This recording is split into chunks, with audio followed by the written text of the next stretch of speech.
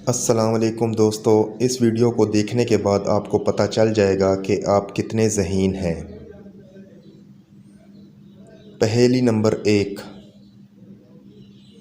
वो कौन सा जानवर है जिसका गोश्त खाना हलाल है लेकिन इस जानवर का गोश्त बेचना हराम है।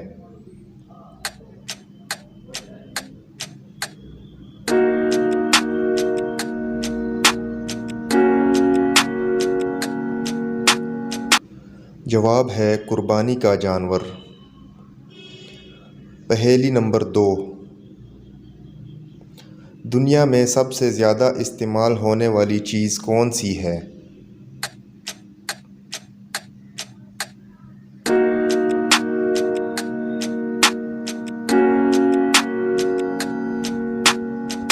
जवाब है पैसा। पहेली नंबर 3। वो कौन सी चीज़ है जिसकी 4 टांगें हैं लेकिन वो चल नहीं सकती।